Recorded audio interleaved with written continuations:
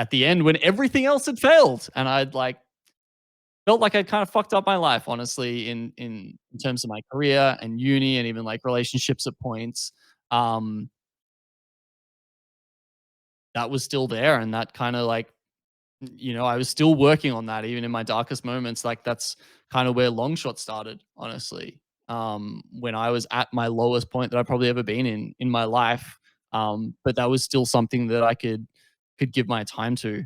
And I think, yeah, out of that, uh, you know, it's like I I couldn't bring myself to do anything else, but like esports was like the one thing that I could do. And that's yeah, that's kind of the only reason that I've made it to this point, really. I think this is where we can put Apex Legends on the bookshelf again and move on to another title. And these ones are kind of like a little bit more miscellaneous, so I think these are not necessarily like the big talking points of your career. We've touched on Overwatch, we've touched on Apex, but you have cast a little bit of TFT as well. And you did just mention it as well in that last sentence. So you started casting in like 2021, I think, somewhere around set 6, 5 or 6, something like that. Whenever they started doing it in OCE, basically. So what was this like? I mean, obviously, I think in hindsight, it's a bit of like a side gig kind of type deal. But at the time, were you just like playing TFT and then this opportunity came along? You're like, yeah, sure, I'll give it a crack.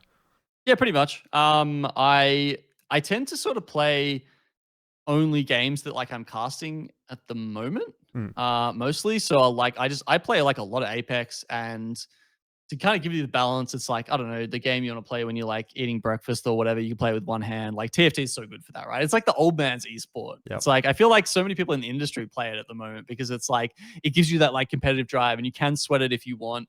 But you don't have to be like mega engaged like while you're playing the game. Like you can be doing something else at the same time, like if you want to. So it was always just good as kind of like my chill game. It was like if I was feeling like really in it, I'd load up Apex, load up an FPS and get into it. And then if I was just feeling like I wanted to chill out a little bit more, like I just play some TFT. So it was, yeah, I was spending like a lot of time playing those. And later on, I'm sure if we're talking about Clash Royale, it's like I wanted the same thing but on my phone as well. So I'd always have like an esports type game on my phone that I'd be trying to get into. So yeah, TFT was one of those when it came up. Was it Order that actually got the first season? Yeah, it was when they started it. It was Order. So obviously, as we've discussed, got good ties with Order. So yeah, just shot them a message when I heard that they had sort of secured the rights and stuff, and was like, "Hey man, I play a ton. Like, let's do it." And yeah, sort of cast most of the stuff up until recently. Was there ever like a thought of maybe taking that to another level as well, like oh, for sure, yeah. Going overseas with it or something? Yep. Had yeah, been trying to work on that, I guess. When Makes came across and helped us out with one of the seasons where we were kind of struggling to find some casters and stuff. Really enjoyed working with her. I know she'd been sort of talking to some of the people overseas about trying to get some OCE representation in there as well, which would have been nice, especially when we've dropped our streak now. But there was a time where like OCE had always made the final day of the TFT the top 8, basically. Yeah, exactly. And so that kind of helps you out with that pushing that narrative. It's a good argument, like, yeah. Well, we've already got players there. Like, surely we should have some people to tell their stories as well. Yeah. Right. 100%. But yeah, they haven't gone for that yet. Yeah. So. Maybe one day. I mean, I feel like TFT is still kind of in its infancy as a quote-unquote esport. Yeah. I almost don't even know if they like the terminology of esport. Like, it just feels like TFT's trying to do something a little bit different. They're not trying to be esports necessarily. It's a bit like FGC in a sense, maybe. You hear like more talk about it, and he says like, we should run it like poker, where you don't have full broadcasts, you just sort of like broadcast like clip packages of like the coolest moments that happen during a day and stuff like that. But yeah, I don't necessarily agree with that, but like I can kind of see where he's trying to go with it. Yeah, and I don't know, maybe somewhere in between. I would agree with him somewhat in that I feel like what we're seeing of TFT esports right now is very much driven by what esports is already, and not necessarily the best way to showcase TFT. It's just like, this is how we do esports, so we'll just do TFT like that. It's not like you've sort of built it from the ground up, because it's hard to get out of those like thought patterns and all of these like strictures that have developed in esports, I suppose, and get away from that. And you almost need someone to just have like some like crazy blue sky idea of like a completely new way to like imagine, a reimagining of how to display the esport.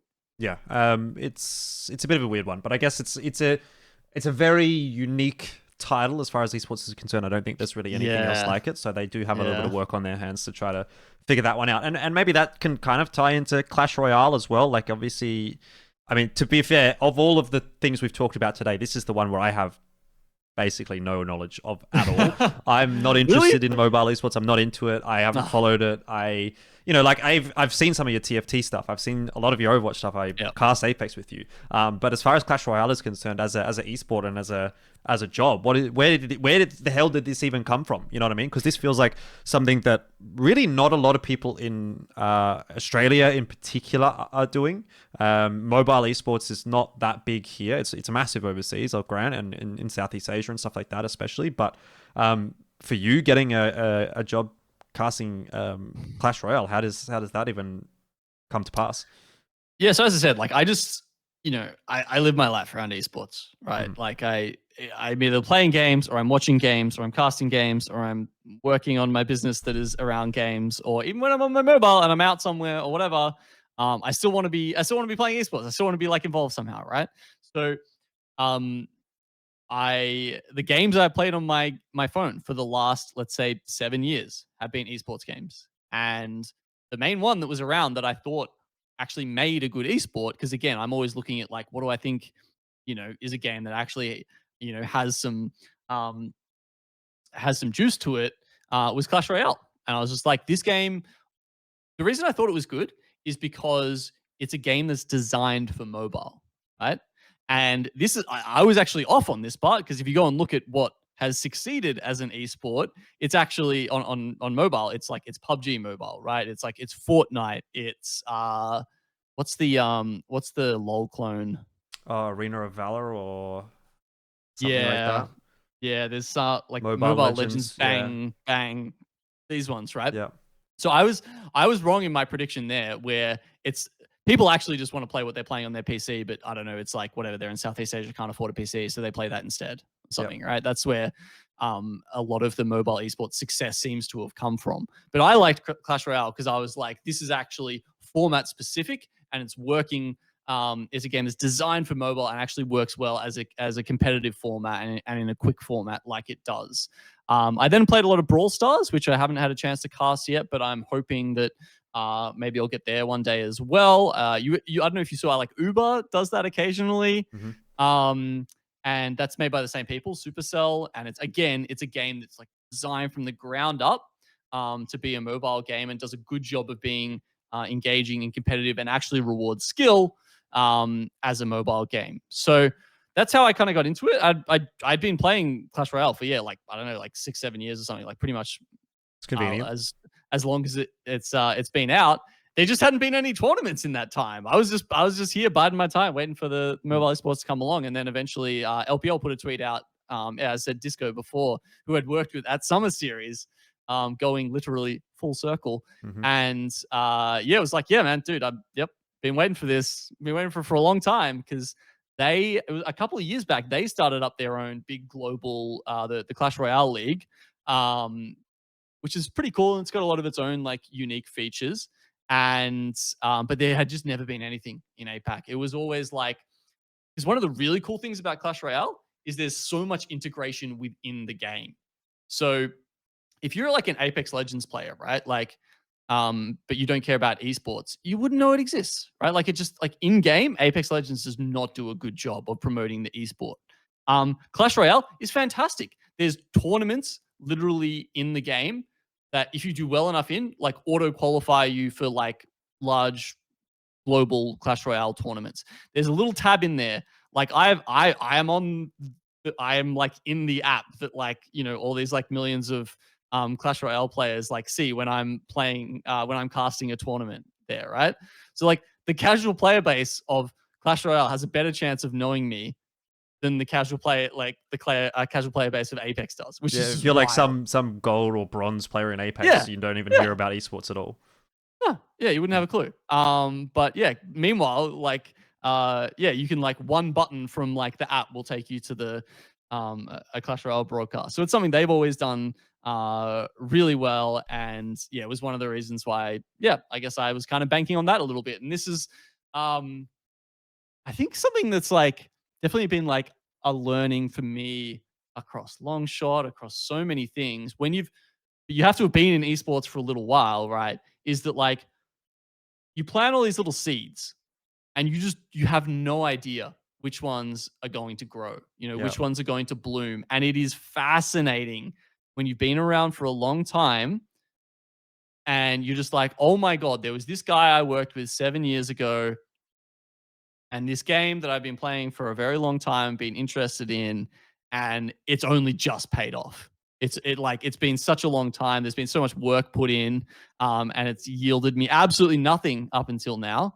But all of a sudden, bam! That's the thing that turns you from being unemployed to like working full time in esports. Just this, this thing you took a chance on. These people you made a good impression on all these years ago, and yeah, if there's one thing I've kind of like taken away from like my success slash luck in esports, it's like you really don't know where that's going to come from. It's not your like salary wage job where there's a very defined path. You do well in uni, brush up for your interview, and then you work your way up through the stages. Esports just doesn't work anything like that, and you really have to try and yeah, just give yourself those opportunities in so many ways because not all of them will work out. In fact, most of them won't.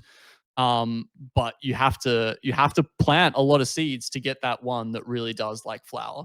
And there's, I think, a good maybe learning for people who are newer to esports or new casters or whatever, to think about how important those networks can be later on down the track, even though you don't necessarily recognize it at the time.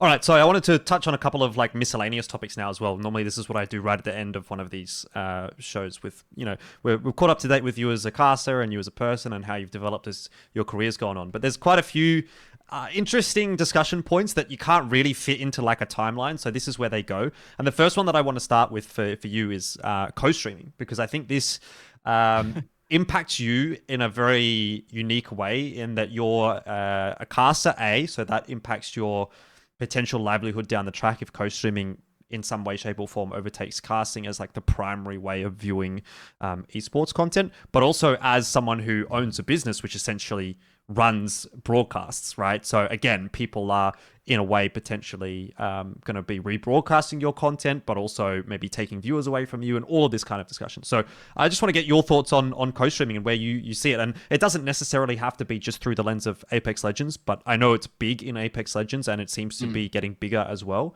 But just globally and in most titles, it seems like co-streaming is definitely cutting into a piece of the pie that traditional esports broadcasting would normally take. Yep. I mean, yeah, it's affected me in several ways, I guess. Even in TFT, right? Like once order shut down and we had a difference in who was broadcasting and that and stuff, they actually came out and said at the start, they were like, oh, we're just gonna let people, we're not actually gonna put on a proper broadcast at all. That was the very first time someone had sort of just been like, okay, this is going to replace what you are doing as a caster. So that was interesting. Like they've gone back to proper broadcasts and stuff since then. But it was interesting that was even just like a thought in the first place that it is a replacement. Yeah. I guess. I mean, like we talked before about like the legality of it, right? And I think that's still the big thing that's up in the air is like you shouldn't be doing it at this point. Like it's still not like you don't own that content. You don't own it's just become like the done thing. that you can do it, but you don't see it in all games, I suppose. Like I think it's like League of Legends, you have to have I'm pretty sure you have to get permission. Yeah, exactly. Right, which is how it should work. But for other titles, for Apex, for instance, you like well, I guess everyone just does it.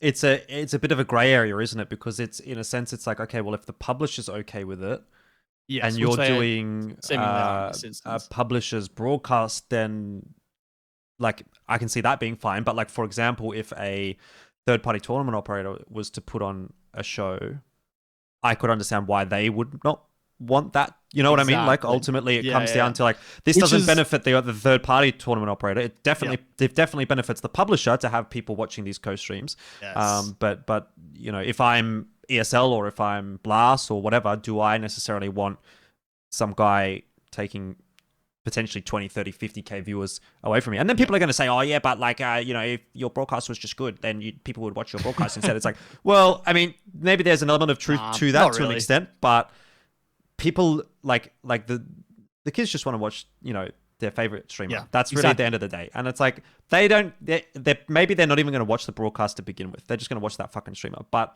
you know, it's still eyeballs and stats and numbers and dollar signs at the end of the day. Yeah, because they're very different products just to start with, right? And I think if you go and look at, you know, all of the commentary, let's just stick with Apex, right? Around when we have broadcasts, like especially like even comparing like say Nice Week and like the main Apex broadcast is probably the best one that you see a lot of commentary around, right? Mm-hmm. And it's very divisive. There's a lot of people who are like, dude, Nice Week's the best. Main broadcast trash. Can't believe anyone actually ever has said eyeballs in that. What a garbage dumpster.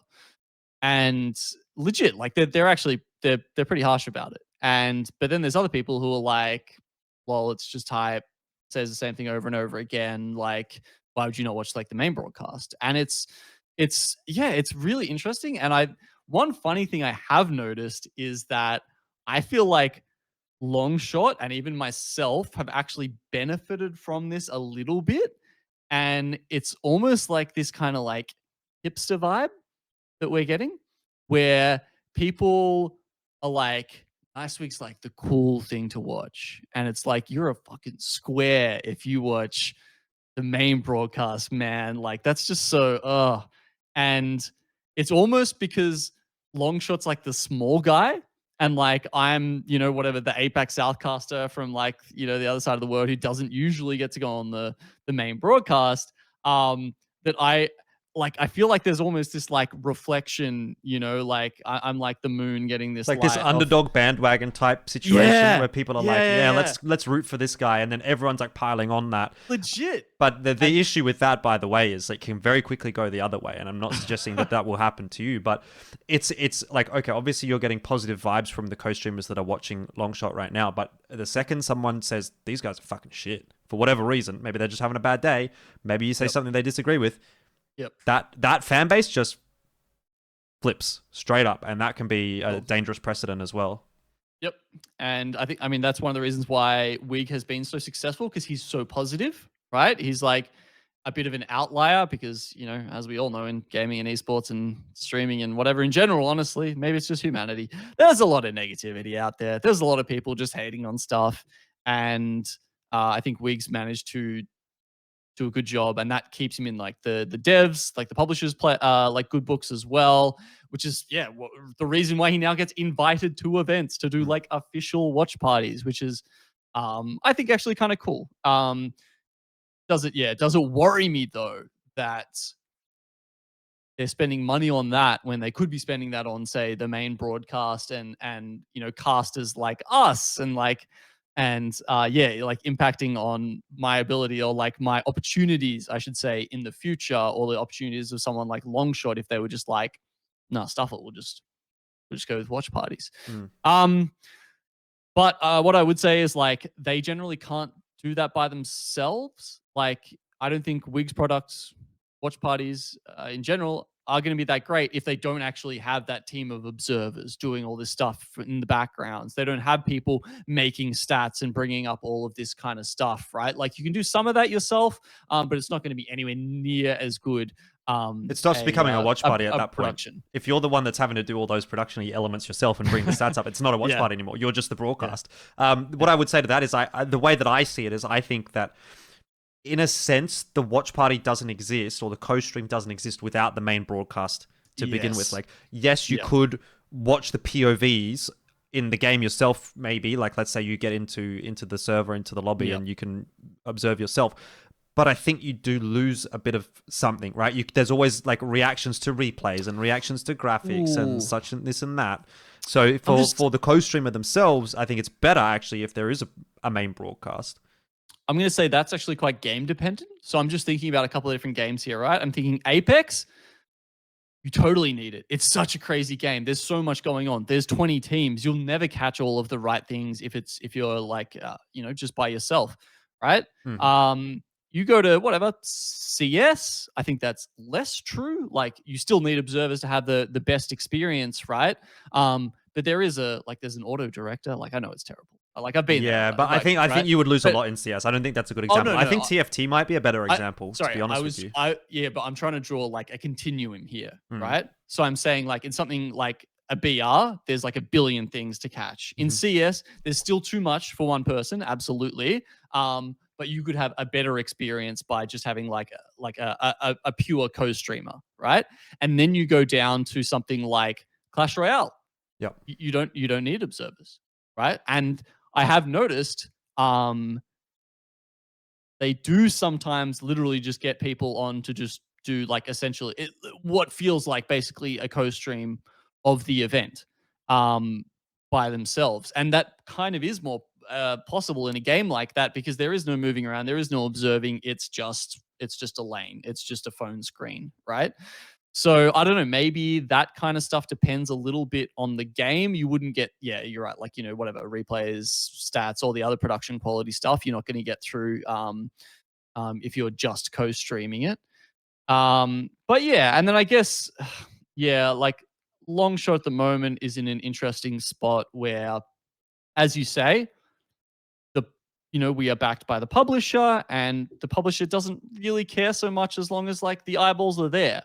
We're not having to, at the moment, fight for sponsorship dollars that depend purely on how many people are on our stream. I'm going to be honest, I don't even know how that would work. Like, we get Moist Critical watching us, right? He watch parties the Moist boys. He gets 5 times the viewership that we get just on his stream. Like, is our logo showing up on his stream? Can we sell that to sponsors? I honestly don't even know. I don't know how that would work, or but I know people have worried about that in the past, as you say. Like I think wasn't it like ESL with Dota was like one of the first times it became a real big issue? Yeah, there was a bit of a fallback. It was like Pudge or something, I think. Was, ESL said that they couldn't co-stream, and then Valve was like, no, they can co-stream, and then ESL was kind of like, well, why are we fucking running this tournament to begin with if we don't get the viewers? Because now it's getting so big, right? And you see that, like I think even, I don't know if it was like a host from Charlie or whatever it was, but Waltzy was getting, our viewership essentially in the regional finals. Jen Burton used to when he was here. I suppose it was he'd get more. And the same thing happens overseas. It's not like it's just us either. Like Hal gets as much viewership on his personal stream as the main broadcast does, right? And that's just, like I think that's definitely going to warp the future of esports as long as it's online, because you've got to remember that this is only happening when they are at home and they are streaming. It's not happening for LAN events and the highest tier of esports. Yeah, but you get to the position where you have influencers and such who are now foregoing roles at the live event, or I think Cadian was a good, not Cadian, what's his name? The guy from fucking League, something with a C. Oh, Cadril. Yeah. Cadril, that's the one. Cadian's the CS player. Cadril, like I think he was going to go to MSI and then ultimately decided it was actually more lucrative for him to stay at home and do the watch party on his own. So it's just, it's a whole sort of thing. And I mean, as you say, like Wig and whatever are kind of getting involved in the actual live event broadcast as a B stream, I kind of don't mind that. I feel like that's actually kind of a good way to sort of integrate it. It's like maybe you have your top influencer, your top watch party person as the B stream for all of these shows. Actually, you know what that's it's a cheap way of doing a B stream instead of having like a full production, but you still get actually very good viewership out of the B stream. Because normally B stream's like an afterthought and just forgotten and ignored by most people to begin with. It's like that Elvis meme where it's like, you know, like Elvis's manager was selling, you know, like the Elvis merch, and then he was selling like the I Hate Elvis pins at the same time. And so it's like the tournament organizers are being like, okay, we've got our main broadcast, and then there's all the hipsters who hate that and just like want to watch their favorite streamer. It's like, yeah, no, but they're like they're running both sides of it, you know? Yep. So it's a whole like extra discussion point, really. But yeah, I mean, I think it's one of those things that's kind of here to stay. It's just about finding where it sits in the ecosystem. And maybe it is the future. Maybe it is the future. And then the one thing that I would have sort of wanted to ask you in that respect as well is like, do you ever just think, why the fuck am I not co-streaming? Like, you have Longshot, you have all the ability in theory to like do a co-stream. Could you, as Genome, not just be like, I'm a co-streamer now. I'm going to co-stream NA and I'm going to co-stream EU and we're going to be the official broadcast for Apac South. But like, ultimately, that almost ends up being like a co-stream. If that ends up being more what people want to see than the official broadcast. Yeah, I mean, I've thought about it. It feels like, you'd have to work out what your like, you know, unique selling point is, I suppose, over whatever someone like Wig. I mean, it would make sense. And the biggest reason I think I've thought about it is just because, like, well, I'm going to watch the games anyway. If I want to prepare for the LAN, I need to know the other regions anyway. I need to be there. Why not just sit there and stream it? And if people watch, they watch, and ultimately, like, maybe it becomes a thing. I feel like a lot of the time that's what people are doing. They're just like, I'm just going to watch these games anyway. Yeah, I'll just fucking put the stream on, and people will watch it with me. And like, then it becomes like, oh, now you are the co-streamer. Yes, I'm gonna be honest. I think the main reason I don't want to do that, or like haven't done that yet, is just because like I'm not a huge fan of like personal streaming in general. Like, I don't watch a lot of people who just stream. I watch esports. I kind of tune into some Apex from here and there just to sort of, but that's really just to sort of keep in touch with the community and, you know, maybe get some tidbits about people that I am going to cast and I'm going to comment about.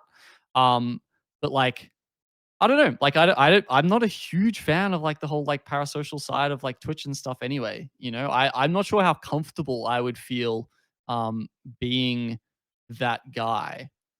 Because on Twitch, there's that weird point where you go from starting out and no nothing one really, cares. nothing matters, right? And then there's this weird middle part where it's like you kind of feel like you have to be nice to people because they're like paying money to you and subbing to you and all this stuff. And you know, you see lots of grossness around Twitch around people like putting up with stuff because they kind of feel like they have to. And then you get big enough where it's like, again, you don't care because it's like, well, I'm making money off this. If I like have to ban some idiot, I'm just going to do it, not because I'm worried that he's not going to give me his $5 next month. So yeah, I don't know. If I ever did stream, I'd have to just stay in the I don't care spot the entire time because I'm just not the kind of person. Like, I don't know. I think I'm like a pretty authentic person, and I'm not like, I'm someone who tries to be the same on cast as I am in person, right? Like, there's no persona there. Like, that's just straight up me, and I don't think I'd be able to try and pander to people or differentiate something if I was being a streamer. Maybe you need to be less boomer, more zoomer, and you know, just run with it. Maybe. Okay. Anyway, look, enough about the co-streaming discussion. We take a bit of a maybe more quote unquote darker turn, I suppose, in this. And you know, obviously, you mentioned a little bit, very briefly, the mental health aspect of this whole career and lifestyle and everything. What's that kind of like as an impact on you? Has that been something that you've ever had to deal with?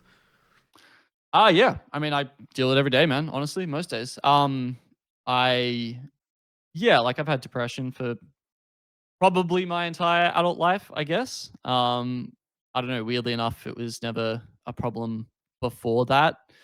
Had a great childhood, honestly. which makes it even weirder. Or at least, my therapist thinks so. So yeah, it's honestly kind of tough. I don't have it. I mean, I don't have it as bad as some other people have had it, I guess. Like, I've never sort of like, you know, thought about like self-harming or anything like that, which I'm really thankful for. But it affects me in different ways, I guess. So I often just struggle to do things like in general. Like I just get very whatever. Like you just go into a hole, you struggle to do anything. And I think like honestly, people in like esports wouldn't know that about me at all if they've ever like met me at an event or like worked with me, because I just love esports so much that every single day I am like there and working on esports, like I'm just having the best time and I'm just like enjoying myself. And it's like, that's what I want to be doing. And, but it's kind of like the rest of the time. Right. And that's why, yeah, I kind of like struggled through my 20s a lot with, uni and all that kind of stuff. And yeah, it's only honestly like probably since I started working in full time in esports, had that breakup and that kind of like there's all these like things that happened that I kind of started to try to get a bit more of a handle on it. And um yeah, it's honestly I think like if I had any like takeaways for people who are out there and struggling with it, like depression specifically, I guess, because that's the one that really like gets me is just like focusing on the basics a lot has helped with me, like getting out to therapy. Honestly, it helps. I think something that I don't know, like what it is about people who are like in gaming and esports, right? I'd love to do like a study about like why we have more people who are like, like really like night owls or like people who like stay up late, all that kind of stuff, right? Like I feel like gaming just attracts that and I'm not exactly sure why. Is it like, does one lead into the other or something like that? Um, but even just like focusing on that kind of stuff and like, like bouldering, like, exercise, just getting the right amount of exercise and like eating well and all that kind of stuff. Like I kind of did a lot of work on just sort of noticing when I was having those days that like you just feel terrible and like you get nothing done and life seems kind of grim, and just noticed how much better I was kind of feeling when that happened, when I'd go out and bouldering and I just come home and I feel amazing, eating well, not just having like 2-minute noodles every day, whatever it is, right?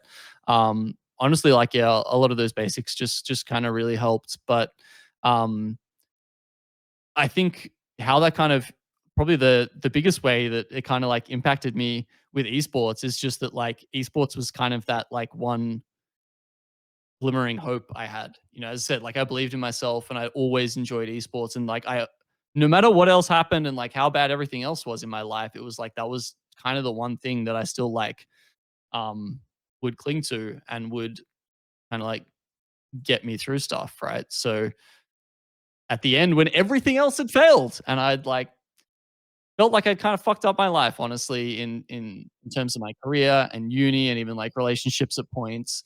Um,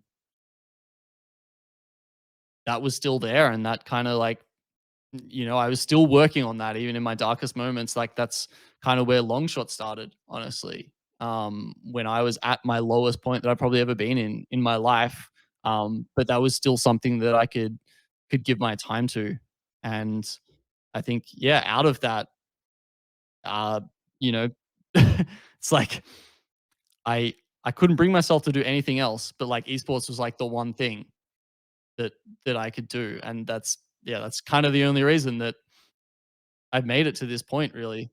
Hmm. I mean, it's good. I guess that it's sort of all worked out the way that it has. I think Yeah, maybe I think in a way it almost makes you appreciate what you have more sometimes when you have such a rough time. oh, dude. I actually think that, and even like I think maybe even compared to honestly like some other people in esports, I think the whole first half of this interview, right? Like felt a bit grim, It felt a always bit does, like though. It always does. Like everyone I do, it's always like it's not oh, working, it's not working, it's not working, and then you hit that point where it does start working. And yeah, and I think maybe like because yeah, like, as I said, like I started out at the same time as Xenox, right? And I think Mm. he found some of that big success like a lot earlier Yes, he than I did. Yeah. did, right? And I think that extra period of like sort of like heartache and like struggle did genuinely make it all the sweeter Mm. at the end. And it's something that I am actually very deliberate about is reminding myself how lucky I am to be working full time in esports, and like front of mind is just like don't ever take this for granted. And that's I think one thing that makes me like just enjoy every day, like working on it. Like genuinely, when I go and do like the taxes for Longshot, I'm like, I'm doing this for esports, man. Like this is actually great. Like I'm genuinely happy to be here. I don't care what it is. Um, like I'm there for esports, and I think and I really hope that like I can continue that for like as long as I am working in the industry, because I think I've seen people who, who definitely are like a bit more jaded, and I think start treating it more like a job and all that kind of stuff, and it is to some extent, right? But like I don't ever want to lose sight of the fact that I got to do the thing, like literally like the number one, the dream job, um, that I wanted to do. And that's super special. And like not many people get to do that.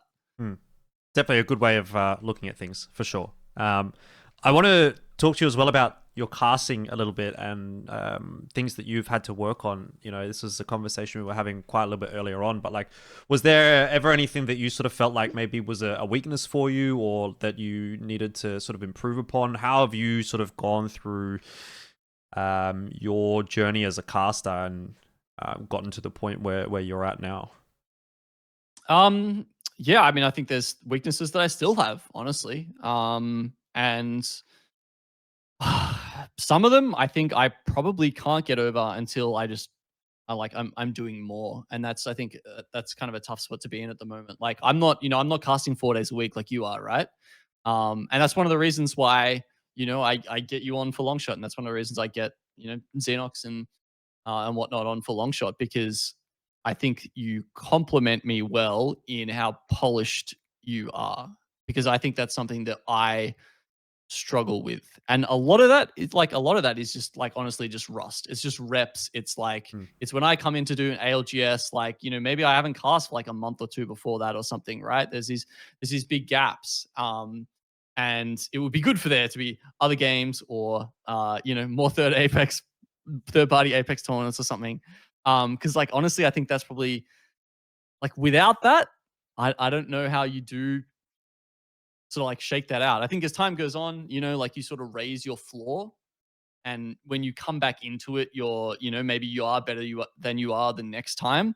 But there's yeah, I feel like that's probably just like the biggest part where I have to improve is honestly just like some real like fundamentals and mechanics and stuff. Because I think my strengths, on the other hand, um, have always been sort of my like analytical ability in the game, um, and my especially like my enthusiasm. Like as I said, like I just try to be authentic, and that's why I work in the games I love, and I think I'm really good at sort of communicating what excites me and what I think is really cool about the game to the audience, and I think I'm really good at getting that across to people. Mm. So, I mean, and this kind of ties into almost what you're saying here, but what's like your philosophy? I know this is like such a pretentious way of asking this question, really, but like, what's your casting philosophy? What do you try to bring to the broadcast? What do you try to do? Because like, I think we're all different, right? When we get on a broadcast, I do things a certain way, you do things a certain way. Other casters that we've spoken about have a different approach. So what is it that you like to try to bring to a broadcast that you think is the most important thing on a broadcast? Yeah, I mean, yeah, that's probably a lot of what I just said there, I guess, right? I know one of the things I really like to do is focusing on the little things, I guess, sometimes. So, you've always got uh the big overarching stories that you need to keep in mind and tell. But I think something maybe I try to do, maybe perhaps more than other casters, is really focus on those little things. And that's something I actually got from Bardolph and DDK. that's something I always really enjoyed about how they approach CS, was they were always coming out with these really cool little things that they might notice that like your average viewer won't. And it's something I always try and incorporate. It's why I'm always like, you know, trying stuff out in like Apex custom games, like, you know, following people who really do that kind of in-depth research into the games, because like it usually pays off at some point. It's like those kind of things that you don't get to talk about very often, but when you do, it's like it's such a cool moment, and I think people really get a lot out of it. And it excites them about the game that you have these like special things going on, and it also makes it seem like a cooler esport as well when you can actually show how much depth there is in that esport. And I think that's why like I'm probably at my best when I am doing color casting or analysis. Mm-hmm. What sort of advice would you have for new casters coming through? And again, this one was sort of a spur of the moment question that I came up with along the way, because you said one of the things that you thought was important for your career was kind of getting in at the ground level of the titles you've covered. 100%. And that's not really something that I've heard a lot of people talking about. You know, normally it's like, oh, Really? yeah, just do it and like, you know, grind and see if you can be in the right place at the right time. But I think that is something that maybe not is super unique necessarily to your methodology or whatsoever, but it's something that I don't think gets brought up a lot. So I just thought I'd quiz you on that. Okay. Yeah. Well, yeah, I think it's definitely one of the best ways, right? But also, how often does that opportunity come along? Like, not that often, right? Like, I've tried to do that with Overwatch. I've tried to do that with, and you know, was, let's say, somewhat successful, right? Like, got to cast some sort of national level events.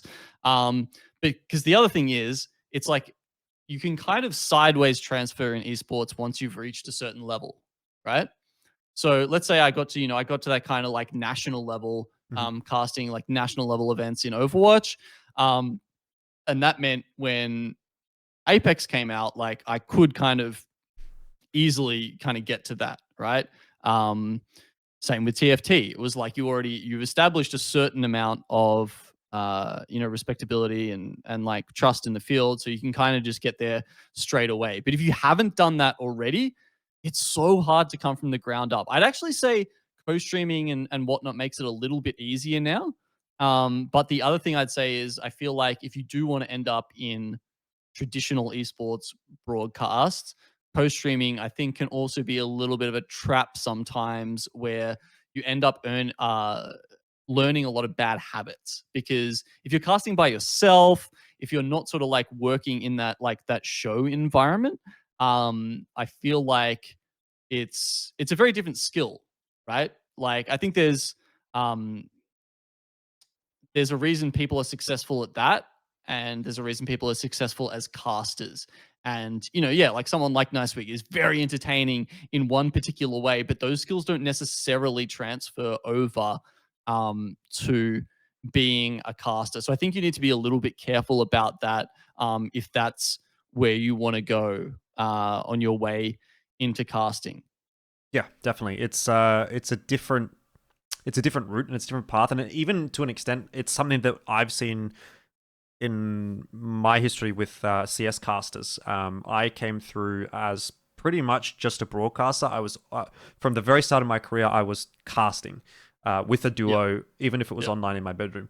But early on in Counter-Strike, when a lot of the generation just after me were coming through, they were solo casting on their Twitch stream, just games on their own, and it basically was co-streaming before co-streaming was kind of a thing. And they had a lot of things that we kind of had to work through to get them to the point where they were broadcasters rather than streamers. So I guess actually another thing just on that is like bringing that up is like about duos, right? And about chemistry there with duos. And I feel like that's something that like, you know, yeah, when you grew up watching like, you know, Tasteless and Artosis, when you grew up watching all the CS guys that I did, you know, Bartolf and DDK, or when it was like Anders and Semler, and you know, they had all these like really established duos and great chemistry. Like I feel like that's something that like I haven't quite got to yet in my career. Like, you know, even with Longshot, right? Like we've been I might have actually cast with you more than anyone else now at this point. Probably. maybe Xenox is probably the only other person I like would have come close to, I think. But still, you know, you're casting with like 20 other people, right? Like there's a lot of other stuff Ain't that the happening. truth?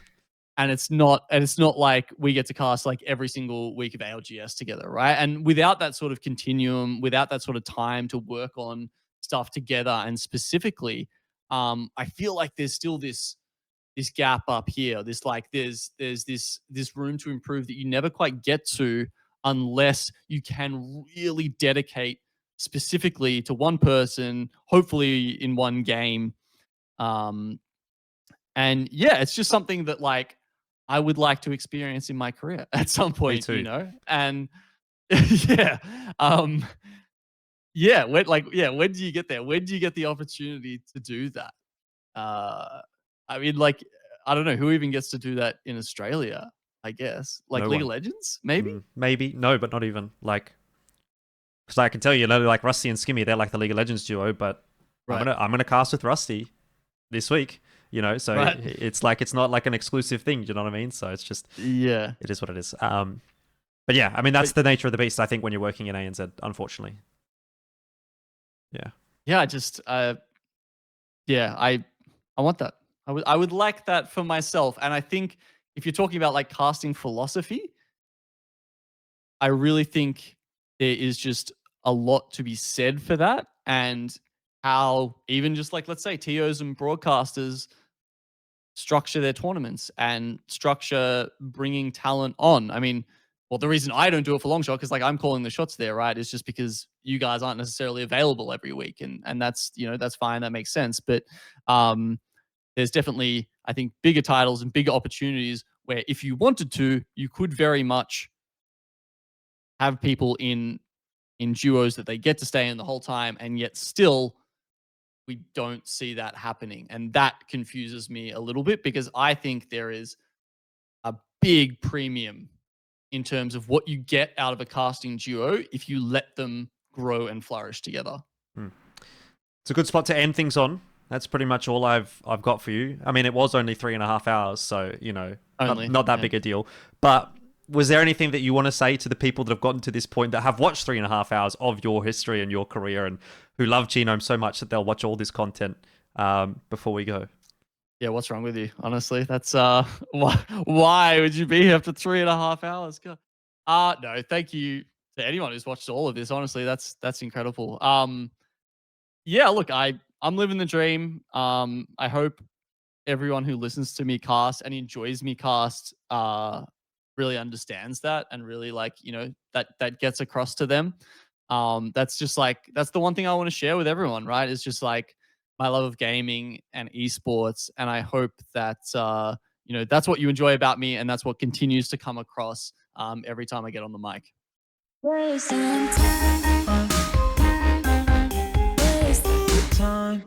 Hi there. If you made it this far and you're enjoying the content, please make sure you subscribe. Or if you really want to go the extra mile, you can support me on buymeacoffee.com/elfishguy. There's a link in the bio.